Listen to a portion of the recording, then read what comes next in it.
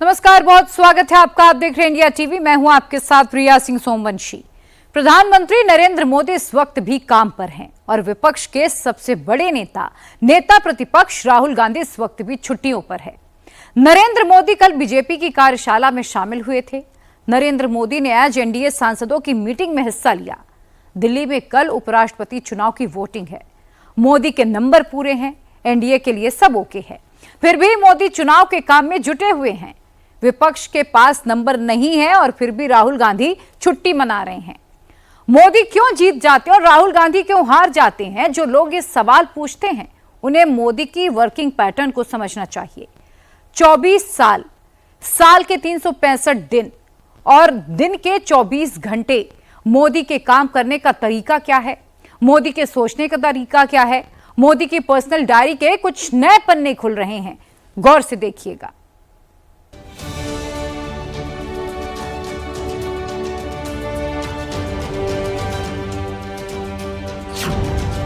क्या नरेंद्र मोदी के पास कोई पक्का फेविकोल है?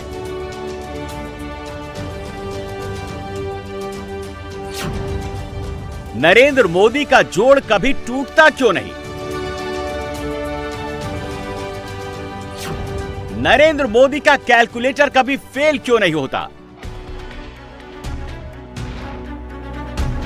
देश के सारे नेता, संसद के सारे सदस्य और सभी पार्टियों के नेता उपराष्ट्रपति चुनाव का जोड़ घटाव कर रहे हैं।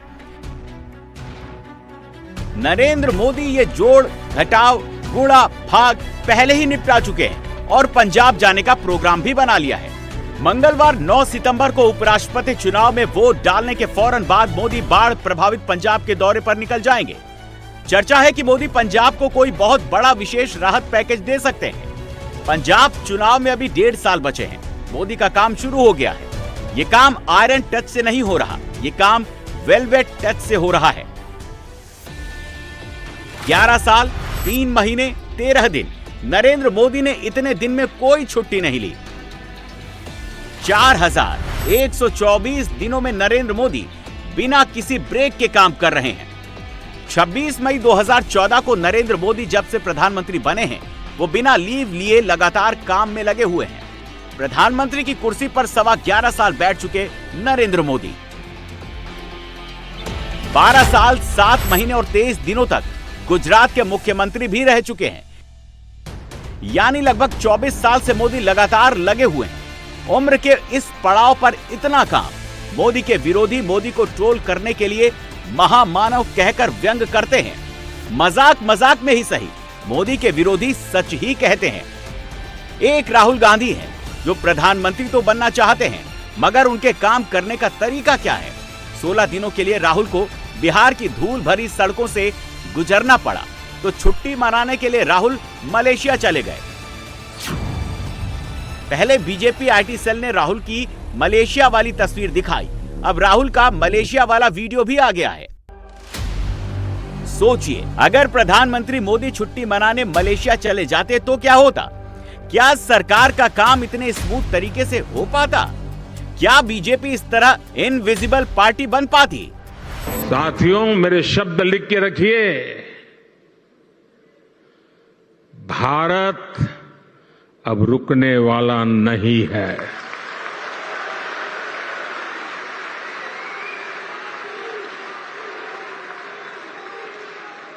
हमें चलते रहना है, नए लक्ष्य बनाते रहना है और उन नए लक्ष्यों को पाकर के ही चैन से बैठना है। और ये हम सभी के परिश्रम और परिश्रम की पराकाष्ठा देश को 2047 में दुनिया के सामने डंके की चोट पर विकसित भारत के रूप में खड़ा कर देंगे, ये संकल्प लेकर के चलता है। मोदी काम कैसे करते हैं? मोदी के सोचने का तरीका क्या है? पॉलिटिक्स को छोड़ दीजिए, ह्यूमन एंगल से सोचकर देखिए। मोदी छोटी से छोटी चीजों को कैसे पकड़ते हैं और उसे बड़ा कैसे बना देते हैं, ये आज हम आपको कुछ उदाहरण के साथ बताते हैं। आपको उन लोगों की भी बातें सुनवाएंगे जिन्होंने मोदी के बहुत करीब रहकर काम किया। दिल्ली में बीजेपी की कार्यशाला हुई तो मोदी एक आम कार्यकर्ता की तरह आखिरी पंक्ति में बैठकर सब कुछ देखते रहे। इसी कार्यशाला में जब उनको मौका मिला तो मोदी ने बीजेपी सांसदों को एक छोटा मगर इफेक्टिव गुर सिखाया। प्रधानमंत्री ने बीजेपी सांसदों को अपने चुनाव क्षेत्र में हर महीने कम से कम एक टिफिन मीटिंग करने का सुझाव दिया। टिफिन मीटिंग आरएसएस का पुराना नुस्खा है। सभी लोग अपने घर से टिफिन बनाकर लाएं, मिल बांटकर एक दूसरे से शेयर करते हुए खाएं। ये टिफिन मीटिंग अपनापन बढ़ाने का नुस्खा है और ये तो पक्की बात है कि जो अपना हो जाता है उसे चुनाव में कभी हराया नहीं जाता। यही अपनापन तब भी दिखता है जब प्रधानमंत्री किसी सामान्य कारीगर या शिल्पकार से मिलते हैं। जैकेट वैकेट बनाते अपने घर में 2 4 5 जोड़ी बना के आपको तो आगरा में कच्चा माल भी मिल जाता है। जी हाँ, मिल जाता है। लोग इसको लेते हैं। हाँ, इसकी डिमांड क्योंकि इस मोहल्ले में जाते हैं अलग अलग। अच्छा, और रिपेयरिंग भी वहीं कर देते हैं। ये सारी चीज में सब सेटअप होता है, सारा सिस्टम इसीलिए किया है। वो नौ वाला लकड़ी वाह, कितने में बिकता है? 500। मोदी ने गरीबों को बैंकिंग सिस्टम से दूर देखा तो मोदी जनधन खाता वाली स्कीम लेकर आए। आज देश में 55 करोड़ जनधन बैंक खाते हैं। मोदी ने बिजनेस करने वाले युवाओं को पैसे के लिए तरसते देखा तो मोदी मुद्रा लोन की स्कीम लेकर आए। 50,000 से शुरू हुआ मुद्रा लोन अब 20 लाख तक मिलता है। मोदी ने रेहड़ी पटरी वालों की तकलीफ समझी तो मोदी स्वनिधि योजना की स्कीम लेकर आए, जिसमें बिना किसी गारंटी के 90,000 तक लोन मिलता है। कोई योजना कैसे सफल हो जाती है और कैसे असफल हो जाती है, इसकी बारीकी समझना हो तो मोदी के हर घर तिरंगा वाली स्कीम से समझिए। चैलेंज सबसे बड़ा यह था कि 140 करोड़ भारतीयों को इस कार्यक्रम की भावना से कैसे जोड़ा जाए, और उसका निदान ये था कि आपको कार्यक्रम ऐसे करने हैं जिनका रेजोनेंस स्वाभाविक देश की जनता के साथ हो। अब जैसे सबसे पहले राष्ट्रगान नामक एक हमने कार्यक्रम किया। उसमें यह था कि 15 अगस्त 2021 को इस कार्यक्रम को हमने आरंभ किया कि हर व्यक्ति राष्ट्रगान गाएगा या राष्ट्रगान की कुछ पंक्तियां गाएगा और अपना उसको एक सेल्फी लेके अपलोड करेगा। उसके लिए एक वेबसाइट बनाई गई थी। अब आज़ादी का अमृत महोत्सव आरंभ हुए लगभग 3-4 महीने हुए होंगे, लेकिन इस कार्यक्रम में लगभग 2.5 से 3 करोड़ लोगों ने राष्ट्रगान गाते हुए अपनी सेल्फीज हमारी वेबसाइट पे अपलोड करी। इसी भावना के तहत हमने 2022 तक हर घर तिरंगा की कल्पना करी। हर घर तिरंगा में भी हमने राष्ट्र का एक प्रतीक लिया जो हमारा तिरंगा है, और इस बार तो हमें अप्रत्याशित जन भागीदारी प्राप्त हुई। लगभग हर घर ने अपने घर पर तिरंगा फहराया। 6-7 करोड़ सेल्फीज हमारी वेबसाइट पे अपलोड हुई और पूरे देश में एक जश्न का माहौल केवल एक तिरंगे ने बना के रख दिया। मोदी जब भी किसी चीज को देखते हैं तो सिर्फ उसका रंग रूप नहीं देखते, मोदी उसके अंदर तक चले जाते हैं। 2020 में जब कोरोना की महामारी आई तब मोदी ने आत्मनिर्भर भारत की स्कीम शुरू की। लोग वैक्सीन का इंतजार कर रहे थे और मोदी छोटे कारोबारियों को बचाने के लिए एमएसएमई सेक्टर के लिए विशेष राहत पैकेज बना रहे थे। विरोधियों ने तब भी मोदी को नहीं समझा था। विरोधी आज भी मोदी को नहीं समझ पाए हैं। ये महसाड़ा का उमिया माता मंदिर है। ये तस्वीरें ऊंझा के उमिया माता मंदिर की हैं। उमिया माता में गुजरात के लोगों की आस्था सदियों से है। गुजरात के एक संकट को दूर करने के लिए उमिया माता मंदिर का यूज कैसे किया जाए, ये सोचने वाले पहले व्यक्ति नरेंद्र मोदी हैं। गुजरात के उमिया माता मंदिर में लाखों की संख्या में श्रद्धालु आते हैं। एक बार जब नरेंद्र मोदी जी गुजरात के मुख्यमंत्री थे तब उन्होंने हम सबको एक सुझाव दिया कि जिससे किसानों के जल संकट का समाधान हो सके। उन्होंने कहा कि उमिया माता के समक्ष भक्तों से प्रतिज्ञा करवाई जाए कि वो अपने खेतों में ड्रिप सिंचाई अपनाएंगे। यह विचार एक जन आंदोलन बन गया। उमिया माता के समक्ष 1.5 लाख किसानों ने प्रतिज्ञा ली और अपने खेतों में ड्रिप सिंचाई लागू की। मोदी किसानों के बारे में भी सोच लेते हैं। ठीक समय पर किसान सम्मान राशि भी रिलीज कर देते हैं। मोदी खाद और बीज की भी चिंता कर लेते हैं। मोदी शहरी बेघर मजदूरों के लिए मकान बनाने की योजना भी चला लेते हैं। और इन सब के बीच नरेंद्र मोदी चुनाव भी जीतते जाते हैं। मोदी दिल्ली से देश की सत्ता तो चला ही रहे हैं, 20 से ज्यादा राज्यों में बीजेपी और एनडीए पार्टनर्स की सरकारों की मॉनिटरिंग भी कर रहे हैं। इन सब के साथ ग्लोबल फ्रंट पर भारत के हितों की रक्षा भी कर रहे हैं। दुनिया बहुत तेजी से बदल रही है। आपके अनुमानों से भी तेज गति से दुनिया के परिदृश्य बदल रहे हैं।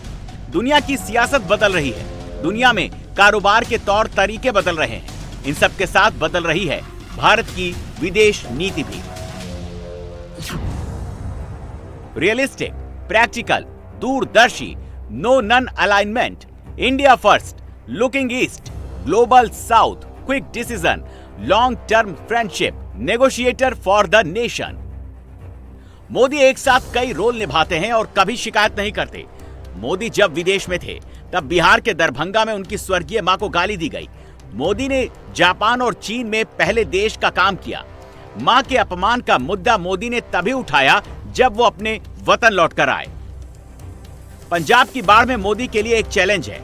जैसे ही पंजाब में बाढ़ आई, वैसे ही मोदी विरोधियों ने मोदी को पंजाब विरोधी बताना शुरू कर दिया। किसान आंदोलन की पुरानी तस्वीरें वायरल की जाने लगी। मोदी उसी पंजाब में बाढ़ के संकट से मिले जख्म पर मरहम लगाने जा रहे हैं। मोदी के पंजाब दौरे से पहले 1985 के गुजरात अकाल का एक वाकया जान लीजिए। मोदी तब प्रधानमंत्री नहीं थे, मोदी मुख्यमंत्री भी नहीं थे, मोदी कोई विधायक या मंत्री भी नहीं थे। उन दिनों मोदी बस संघ के एक सामान्य स्वयं सेवक थे। गुजरात के अकाल में मोदी ने कैसे काम किया था, ये संघ के पुराने हसमुख भाई परमार से सुनिए। कई साल गुजरात में अकाल पड़ा था, तो अकाल में संघ का कार्यकर्ताओं ने निश्चित किया कि हम कुछ भी मदद करें। तो हर कार्यकर्ता का सुझाव आया। कहीं ने ऐसा बोला कि भाई हम किट बांटेंगे, अनाज वितरण करेंगे। कहीं ने ऐसा बोले कम्युनिटी रसोड़ा शुरू करेंगे, वहाँ से सबको खाना खिलाएंगे। ऐसे में नरेंद्र भाई ने एक अच्छा सुझाव दिया कि भाई हर घर में मिलने वाली सुखड़ी एक वस्तु ऐसी है वो कहीं दिन तक चलती है और पौष्टिक आहार है। देखते देखते कहीं टन सुखड़ी इकट्ठी हो गई। इसी में नरेंद्र भाई ने एक सुझाव दिया कि ट्रक ड्राइवरों को इकट्ठा किया और उनको बोला कि सुखड़ी जरूरियातमंदों तक पहुंचानी है।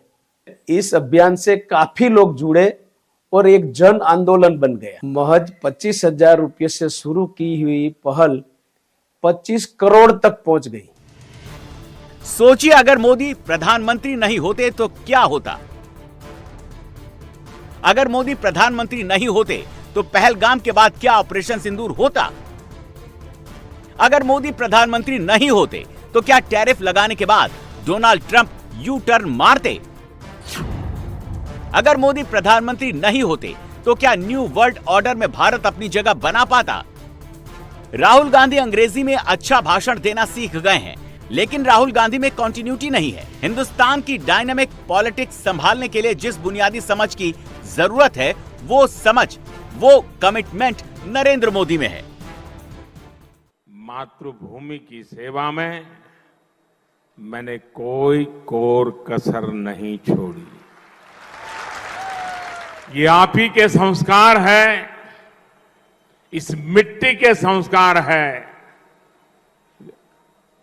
पूज्य बापू और सरदार वल्लभ भाई पटेल की इस पवित्र धरती के संस्कार है। गलती से भी ऐसा कुछ नहीं होने दिया है, न ऐसा कुछ किया है जिसके कारण आपको या देश के किसी नागरिक को अपना सर झुकाना पड़े। बारीक से बारीक चीजों को समझना और उसमें अपना इनपुट देना, ये नरेंद्र मोदी को आता है। समस्या गिनाने वाले कई लोग मिल जाएंगे, बहाने बनाने वाले कई नेता मिल जाएंगे, लेकिन समस्या सुलझाने का काम नरेंद्र मोदी को आता है। हिंदुस्तान के पहाड़ों पर जंगल में आग का एक प्रमुख कारण चीड़ के सूखे पत्ते हैं। चीड़ या पाइन के सूखे पत्तों में रेजिन होता है जो जल्दी आग पकड़ता है और आसानी से बुझता नहीं। ये बात कई प्रधानमंत्रियों के सामने रखी गई, लेकिन समाधान सिर्फ मोदी ने निकाला।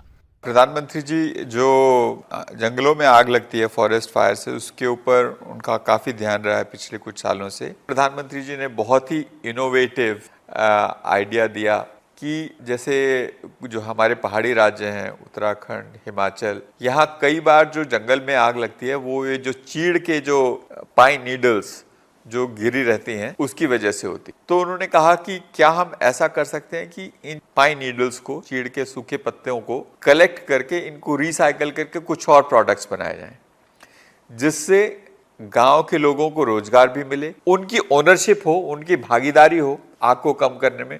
कि जन भागीदारी एक ऐसी चीज है जिसके बिना आपदा प्रबंधन हो नहीं सकता। ये चीज प्रधानमंत्री जी बार बार कहते रहे हैं। मोदी इसी महीने 75 साल के होने वाले हैं। अगले महीने 1 तारीख को मोदी पब्लिक ऑफिस में 24 साल पूरे कर लेंगे। डेमोक्रेसी में आम तौर पर ऐसा नहीं होता कि किसी नेता का विकल्प ना हो, लेकिन मोदी का मामला अलग है। जब तक मोदी हैं, हर तरफ मोदी ही मोदी दिख रहे हैं। जो नेता मोदी का विकल्प बनने की सोच रहे हैं वो कब सीन में आते हैं, कब सीन से गायब हो जाते हैं, किसी को पता भी नहीं चलता।